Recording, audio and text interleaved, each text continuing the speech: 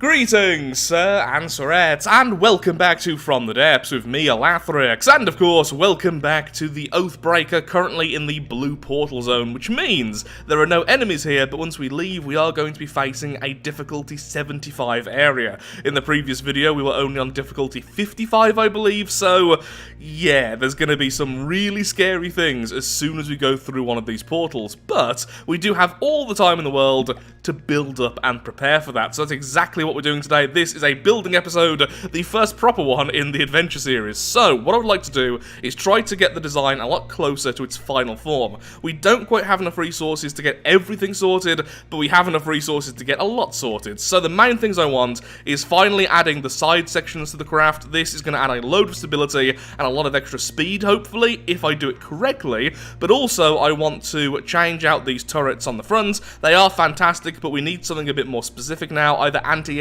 or even more close-range capability, something like a minigun-style railgun, which would be a load of fun. And then I would like to also focus on the harpoons. Currently, we have some harpoons on the front, but it isn't really enough to take down a large craft. Although we did in the previous video, but I think that was mostly because of luck. But I want more harpoons, I want to be able to drag things towards us, and, more importantly, I want to be able to drag things underwater with us. Which brings me to my final thing. At the moment, it's easy enough for us to descend into the water, but once we're underwater, I can't really control my pitch anymore because the PIDs are very, very drastic to do this and make sure it's all balanced. So what I need to do is set up a system that when I try and pitch, like this, with O and L, which do absolutely nothing right now, it turns off the PID controlling our pitch, and then I get control over it. So I can decide to pitch upwards or pitch downwards, and the word pitch is now starting to sound really weird. But the point is, I want to be able to aim the particle cannon. And that's going to be difficult. So, lots of building, and many hours are going to be put into this. But hopefully it's going to be a load of fun. I do love building like this when I've already got something in mind. So, I'll be right back once I make some progress. Okay, so I've actually moved over to the designer mode. This way we can actually move the ship around without any major problems. And this is what I've came up with so far. So these two hydrofoils right now, the two little pontoons, are actually keeping pretty much most of the ship out of the water. So just by doing that, I've added almost 10 meters per second to the max speed. And that's all they are. There's no extra propulsion, nothing else, just way less drag since only these are in the water. And honestly, we could make them smaller. The design is not yet set in stone either, since I'm not really happy with how stumpy they look. And I'm tempted to add a third one at the front, which would be really good for pitch control and everything else, and it means that all of our drills and everything will still hit the bottom. And don't worry, I will be moving our particle cannon a little bit lower, at least the actual firing piece, so that we're still hitting a good section of the enemy battleships we go against. But yeah, I do like this idea still. So, going to flesh out this section at the back anyway, so we can add more stuff there. And there's loads more to do. This is step one. It took me over an hour. I know I should be focusing on other things, but what if I added more rams and more spin blocks and just more happiness in general?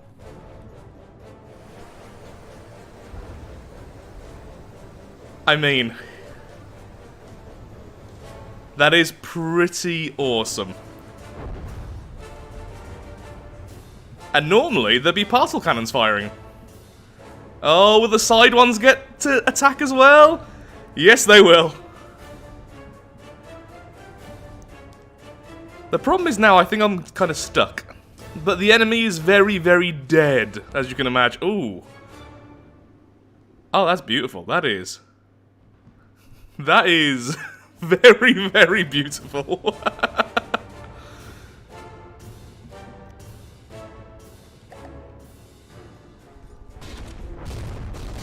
How are you still functioning? You are literally upside down and you have a very big hole in you. Oh, and you're still attached via harpoon. You're slowly being dragged with us. Well, see ya.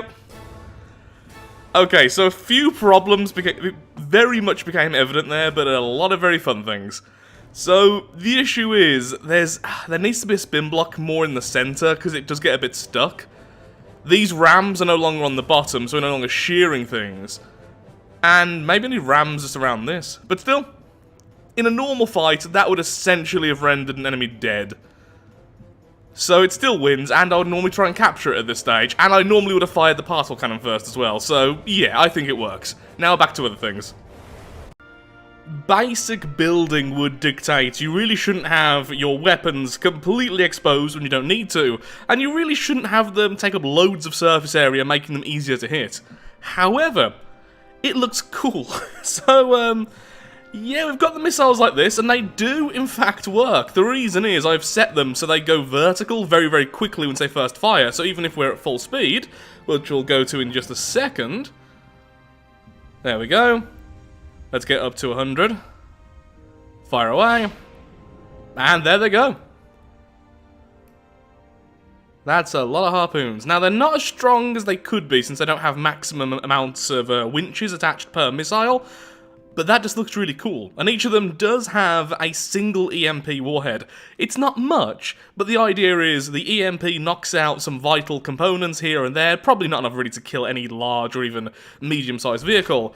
And then the harpoons grab them, we drag them back. We've currently got a little bit slower because I've just removed some of the internal blades because I'm also redoing stuff on the inside of the craft. So we will be going over this very soon again. I love how this thing looks. It's bloody weird. And that just makes me happy, you know? I just couldn't help myself. I've removed the entire back section. I just hated it. I really, really hated it. So this is going to take a while, but I'm going to be completely redoing the back section here so that it's just looking better and actually just better placed. The insides was an absolute mess, so now I can reorganize it and everything. So that's all well and good. This is Larry. Larry forgot to like the video and perhaps even leave a comment.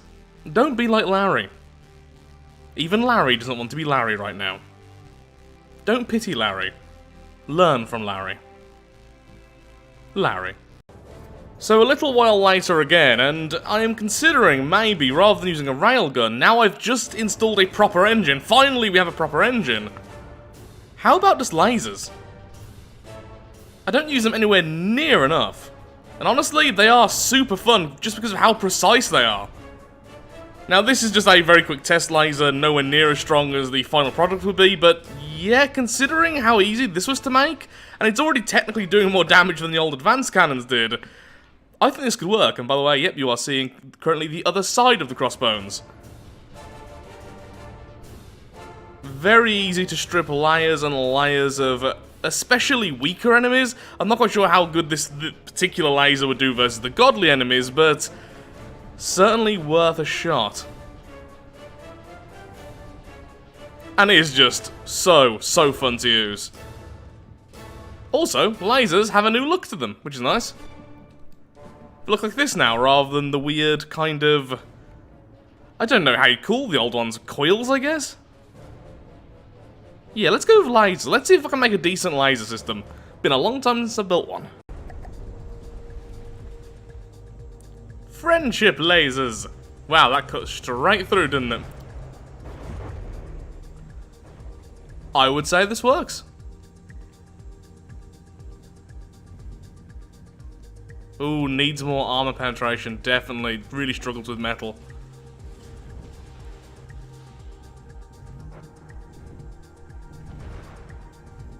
Well, either way, that's the Moray pretty much out of the fight already. Just able to remove pretty much anything specifically in seconds.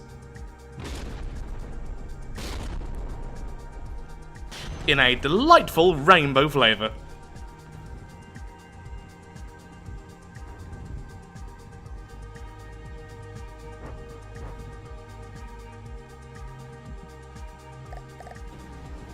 Oh, the noise it makes, though. Only when it first starts firing, though.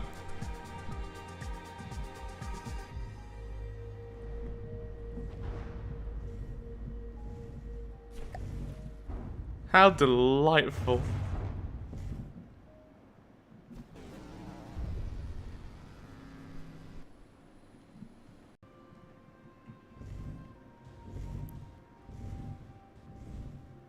Yeah, I don't think continuous lasers is really where this thing's gonna shine.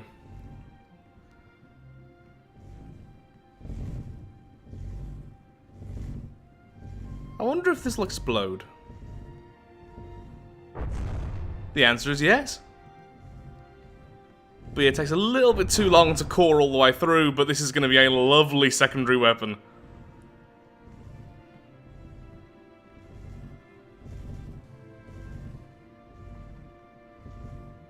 Oh, it's already gone through. I was wondering why it wasn't going through yet. There we go. Okay, gonna make a few more tweaks to it then, hopefully we'll have the finalized version. So how we have things set up currently is that we have 3 fuel engines now scattered around the craft. These will only activate when the electric engines can no longer deal with everything. So right now they're active. They shouldn't really be. Oh yeah, because they'll activate at once. In a second they'll deactivate. As you can see, they're already taking up less resources now, which means essentially during combat they'll be active, and then outside of combat they'll just go back into hibernation. Oh yeah, a few tweaks, and look at that. Now it just goes straight through the metal. Now it has decent armor penetration, and it's using the Q switches again. I've also made it a bit more bursty, so it's going to do more damage at the start of combat, but probably a little bit less as the fight goes on.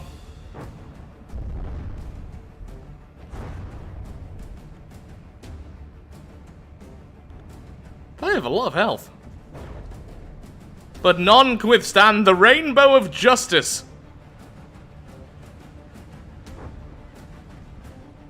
Or in this case, the rainbow of wanton murder, but you know, the rainbow nonetheless. Yeah, there's the burst gone, but that's going to be enough to cause some serious problems, even if the AI is using it and not me. Of course, if I'm using it, it's going to be way worse for the enemy, because we can just do that. Now, the problem is this thing is going to be useless versus aircraft, since it can't aim upwards very well, so I've built another anti-ship weapon, but it can still fight aircraft at decent ranges. And of course, the main point of us fighting aircraft is our lovely, lovely harpoons, and we have lots of those now, don't we?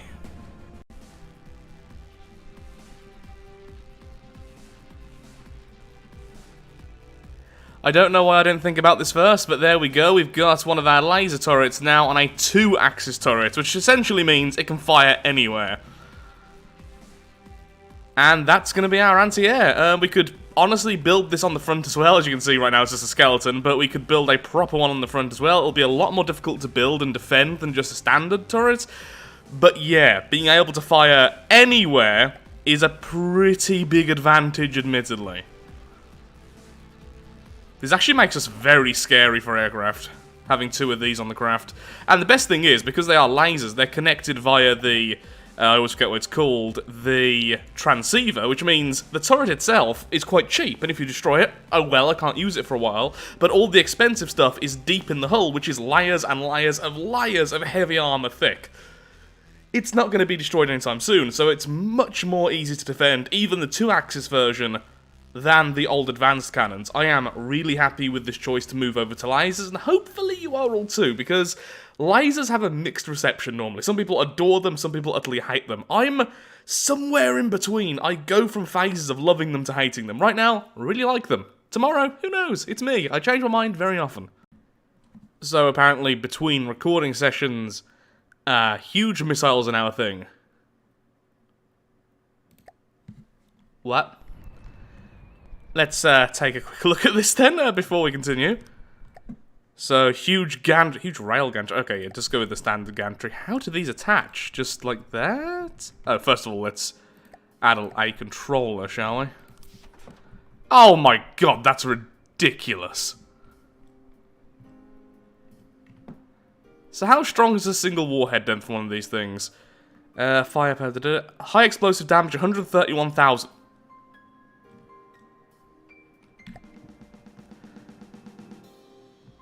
Well, I like you. Oh, I don't know what to do about you. Do I use you? Also, I think I'm about to run into some land. Don't care. Is anything else special about them other than just them being ridiculously big?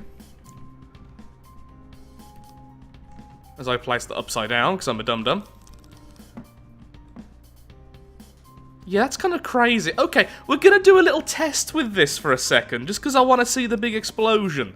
So, just gonna stop here, spawn in something, and make a really basic missile out of this thing, and see how it goes.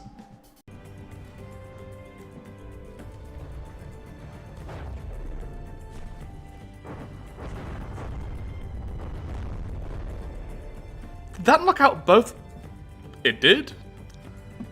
So that was the fragments. The reason why I went with fragments first is just the sheer damage potential of this thing. If I'm reading this correctly, that is. Number of fragments released, 66. Each fragment is doing 184,000 damage. Now you can increase this by increasing the angle, increases the damage. But I just wanted to see what the fragment was like. Let's swap it over now to explosive. Don't worry, we'll get back to building the craft in just a moment. Though I am heavily considering adding maybe an explosive torpedo somewhere on this craft, because that would be hilarious. And this isn't a particularly, well, actually no, it's ridiculously large. It looks tiny because there's not many parts, but this is actually huge. It costs 1,280 material per shot. You may recognize this as the original Paladin. Something, something, removing your past.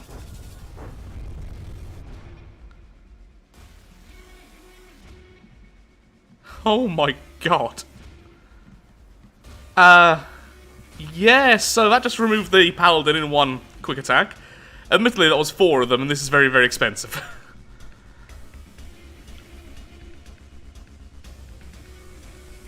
They also have an insane amount of health. So these ones here, this size, have 130,000 health. In comparison to the 3,000 health of my medium missiles, which basically means they are going to absorb so much anti-munition defense. They will just absorb it for everything else. Imagine using these as a cluster. I mean, I'm sure you can use them as a cluster, correct? Yeah, using them as a cluster, you could just have hundreds upon hundreds of small missiles, perhaps like bombs, essentially. Or you could just turn these into bombs. I mean, imagine having a flyer and dropping one of these things. How much damage is this now? Oh, you know, just 1.2 million. Just a casual 1.2 mil. Having that on the bottom of the craft, dropping it, just give it a magnet or a single fin to guide it, and boom. Okay, back to building my craft though. I am running out of time and I can't be playing around with this all day, but I definitely will be circling back to them somewhat soon. Okay, a quick test of our new laser cannon.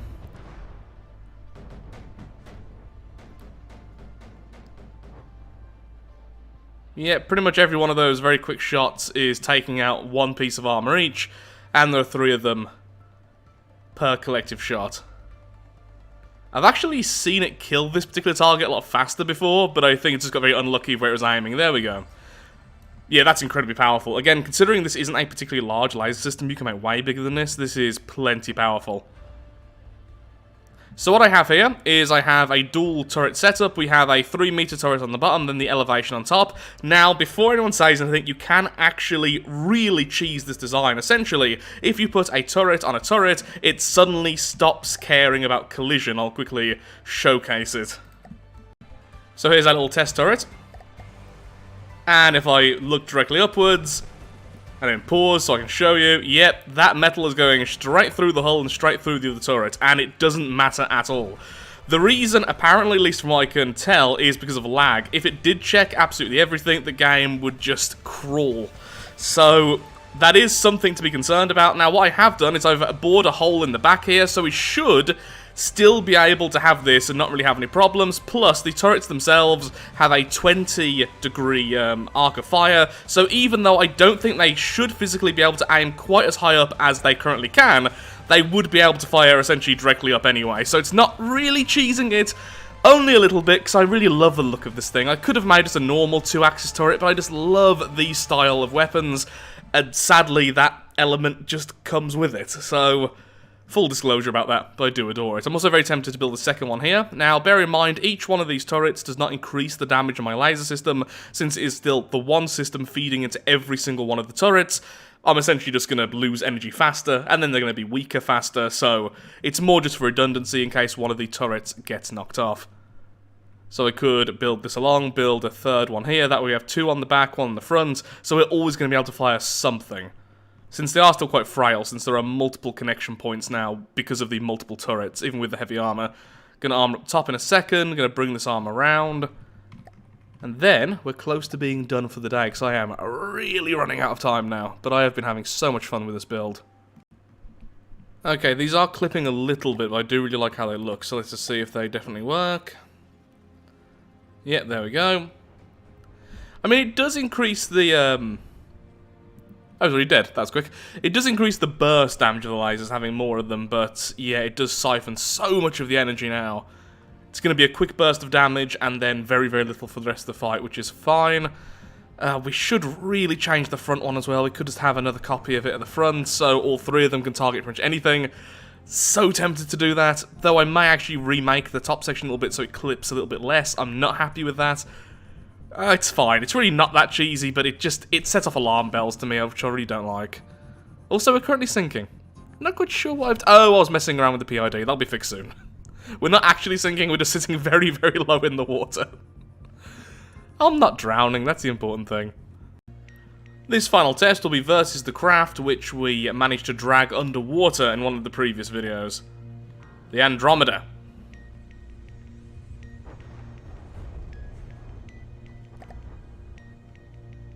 Well, we apparently broke it. That was quick. Okay, I need to make it so that we don't fire at things under the water. As you can see, lasers do less damage versus things under the water, so we're now just wasting energy. Oh, also, we have, like, no detection there either, so we can't even see what we're firing at, just guessing. I know it's somewhere around here. There it is. Nope. Nope. Nope. Colder. Really cold. Where even are you?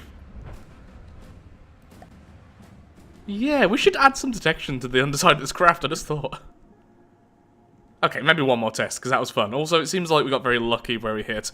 But as you can see, the damage has been ramped up a fair bit. It is definitely a lot more bursty than it was even before. Essentially, I've favoured energy storage as opposed to the pumps, which put energy from engine power into the laser systems, which means they're going to run out of that energy reserve quite quickly. But during that time, as you can see, they just melt through anything. They have enough armor penetration. I think they're doing maximum damage even against heavy armor.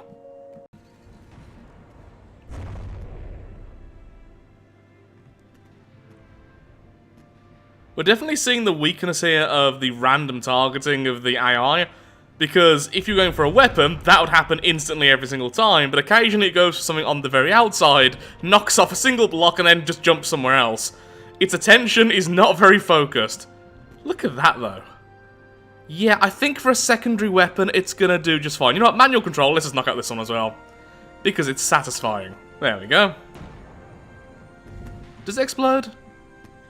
Oh, do the big ones not actually dead? Yes, they do. Lovely.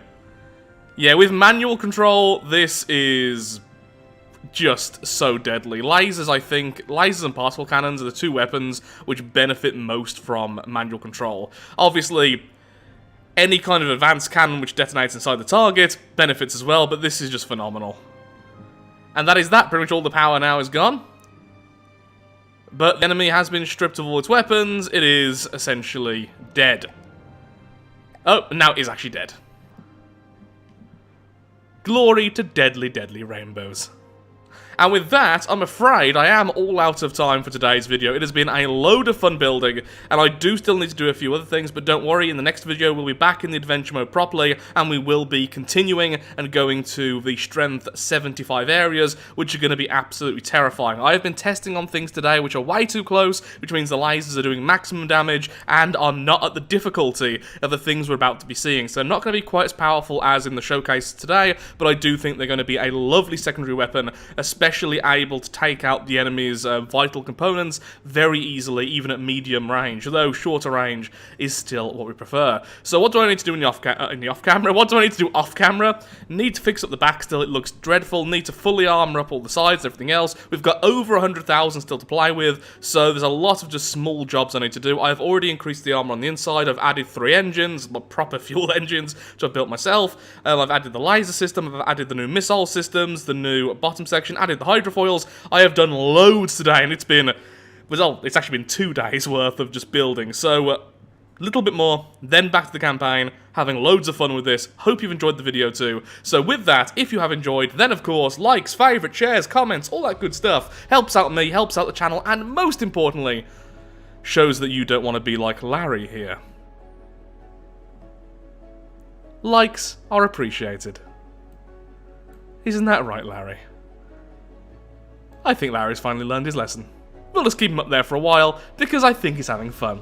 Thank you so much for watching, do take care, and goodbye. I love this craft. Now with rainbows.